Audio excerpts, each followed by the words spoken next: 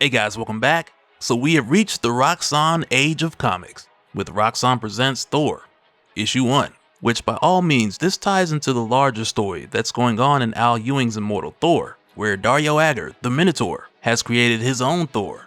So with that said, be sure to drop a like, subscribe if you're new to the channel, and don't forget to hit that bell up top to get all notifications so we can squad up in the comments for the first hour. Alright, so going into Roxxon Presents Thor, Issue 1, I want to take a minute to talk about what exactly this is, for anyone who's starting here and you're feeling completely lost. Because this first issue stems from the story that's been cooking up in the background of Immortal Thor, whereas so far throughout that series, there's been a huge emphasis on the power of a story. And I have a link in the description for anyone who needs to get caught up on all the events leading up to here, but to pack the first 9 issues into a quick summary as far as what you need to know going into Roxxon Presents Thor Issue 1 is that this stems from the plan that Dario Agger, the Minotaur, has been cooking up in the background after purchasing the publishing rights to Thor's story, which in most cases wouldn't mean much, but because Thor signed off on his rights many years ago, as a way for his stories to be told, to generate funds for charity, the fact that Thor signed off on it is what Dario's using now. So with the help of the Enchantress, Dario Agger is rewriting Thor's story by way of publishing this comic with a spell attached to it, so that when millions upon millions of people read it,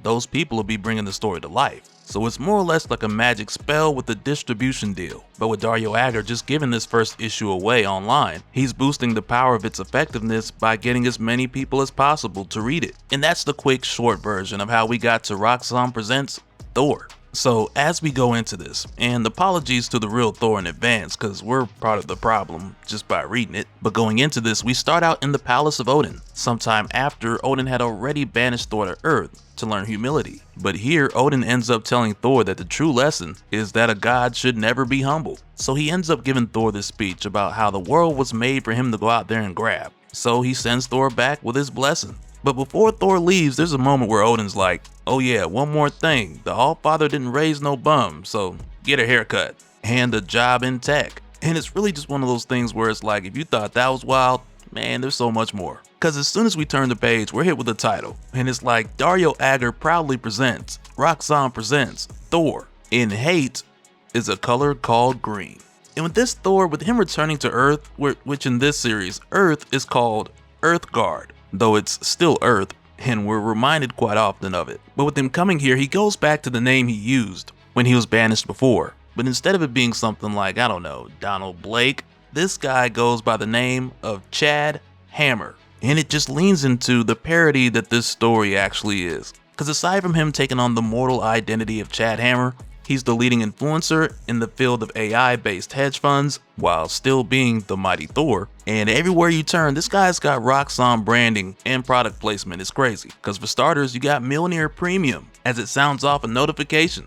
But half the time he's not sure if it's a pressing matter or if somebody's just sending him a meme. So after getting this notification, Roxxon Thor is like, you know what? I'm about to go check this out, but I need to use transportation that's fit for a god. So this girl just pops up out of nowhere and she asks him, like, oh my god, Roxxon Presents Thor. Is that your car? Because it looks like he's about to get into a Lamborghini, only for him to be like, nah, I'm talking about the Thor truck. Which in a lot of ways, and I mean aside from how it looks, because it looks like the type of truck you get after purchasing Maze Bank in GTA 5.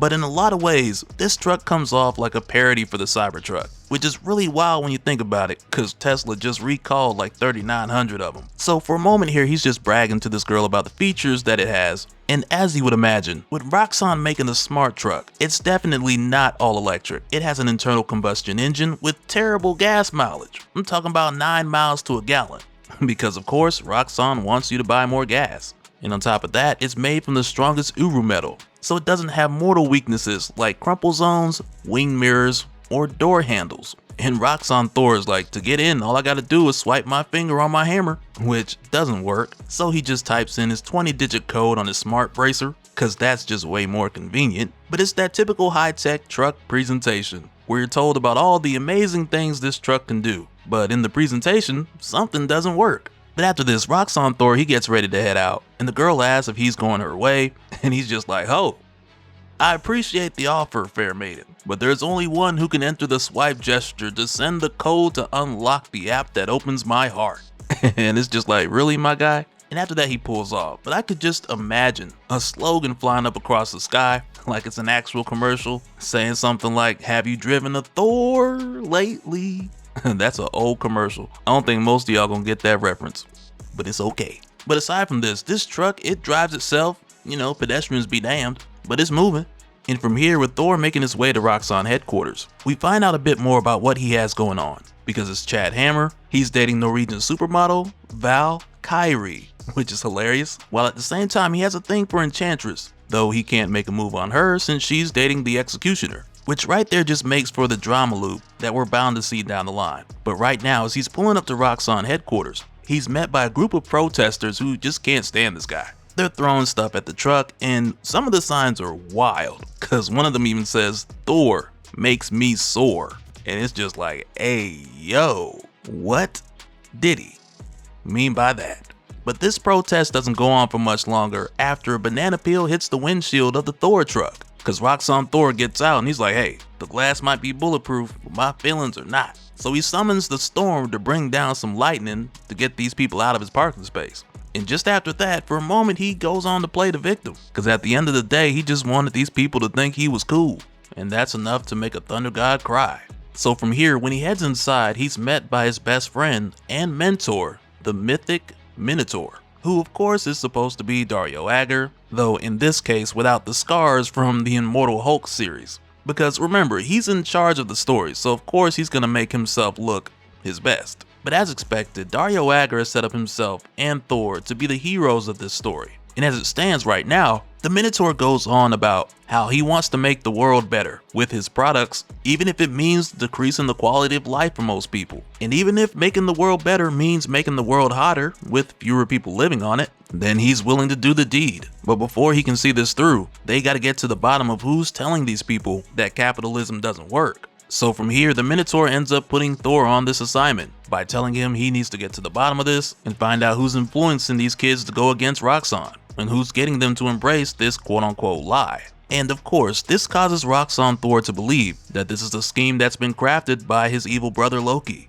And with how this story is set up, Loki is portrayed as a very whimsical villain who doesn't truly believe that Roxxon is bad, but he's more or less brainwashed these people into believing it is just because he's a version of classic Loki. And as we're shown here, he holds these secret meetings where him and these kids discuss how they're gonna attack Thor with things like cancel culture, a banana peel, or even 10-hour essays on how global warming is real, even though this entire time, this Loki doesn't even believe it himself. And on top of that, this wouldn't be a Roxxon comic book without a huge ad slapped in the middle of it, celebrating 50 years of Roxxon, which in a weird way feels very nostalgic, because back in the day, there used to be a ton of toy and gaming ads all throughout any given comic. So yeah, seeing that kind of took me back a little bit. But after that, we then head over to Asgardopolis Beach, while currently Scourge is on the jet ski trying to impress his lady Enchantress, but she's not paying him much of any attention. Cause again, there's this whole love triangle thing going on, with her and Thor having feelings for each other, while the two of them are both seeing someone else.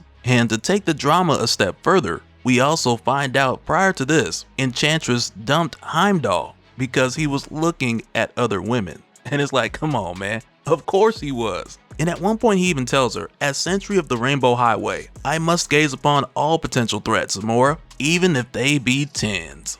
And it's like, oh man, poor fellow, what a burden. But right after that, Roxxon Thor shows up. And right here, this is just an example of how it amazes me how Ewing is able to make this issue so bad, but so good at the same time. Because again, a lot of this is supposed to be cringe, and it hits that mark, while at the same time the jokes are still landing, so it only comes off as bad where it's supposed to. And we're given a great example of this here when Roxxon Thor shows up, because he's rocking all the Roxxon merch, which was clearly done so the readers would go out and buy it, but he comes here to let the others know that Loki is up to his trickery again, which just goes back to what Heimdall was about to mention since he saw Thor incoming with this news. But when Roxxon Thor asked Heimdall if he could just use his godly vision to tell him where Loki's at, Heimdall's just like, not even my eyes can see him. So Heimdall tells him to consult someone even more omniscient than him, Roxxon Eliza, the AI assistant that can answer anything through the power of predictive text. So they ask the app if Loki's behind all this, and it tells them the outlook's good. So not long after this, they end up finding Loki's hidden lair, which at this point has Loki surprised because he intentionally set this place up to be hidden from the eyes of Heimdall.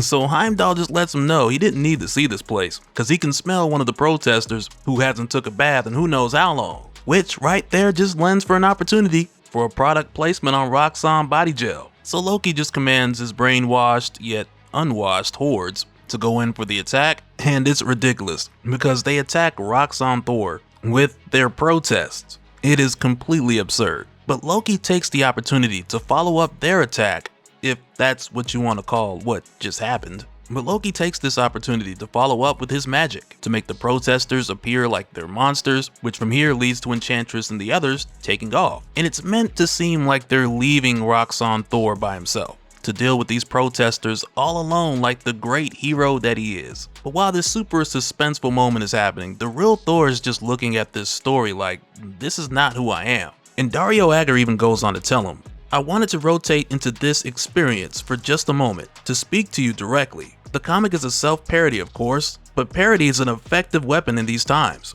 A brand that takes itself seriously is mocked. A brand that mocks itself has free reign. A free pass into every consumer's head. Screenshot the cheesy advertisements, turn them into memes, make them viral. A disease that nests inside you, make them harmless. We can laugh together, can't we? We're such good friends. How could you do without us?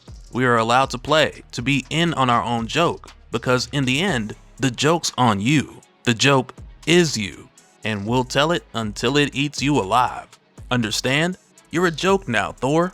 A stupid, pathetic joke. And it's not long before Thor's pulled right back into it. And now as the comic continues, Enchantress and Scourge are back because they actually left to go and grab some alternate reality goggles called Rock Specs, which once again goes back to that product placement. But the crazier thing here is that they end up using the Rock Specs to defeat Loki's magic by setting them to reverse so they can actually see what's real in 8K. While Scourge is over here yelling that they can do so much more for only $899.99. And to take it a step further, because, you know, why stop there?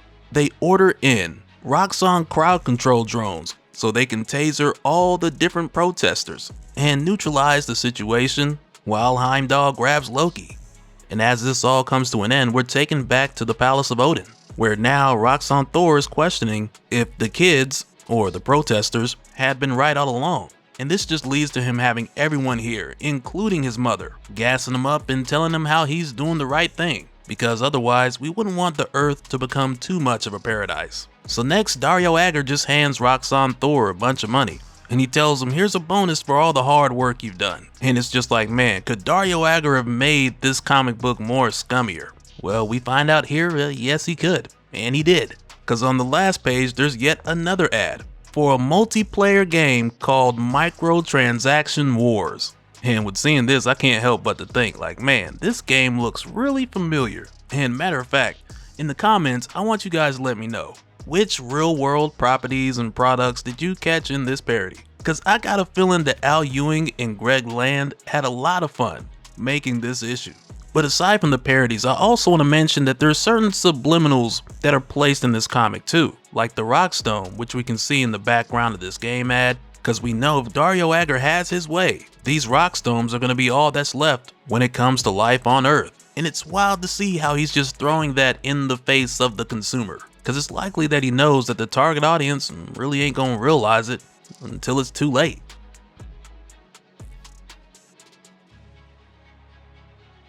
And so now real quick, I want to give a special shout out to all the patrons. Thank you guys for all of your support. And for anyone who's new here, who wants more information on how to support the channel, I got a link below where you can go to patreon.com/Dopespill. But that'll do it for this one, guys, because after this, we'll be going right back into Immortal Thor with issue 10. But let me know your thoughts down in the comments below, and we'll do it again on the next one. Alright, later.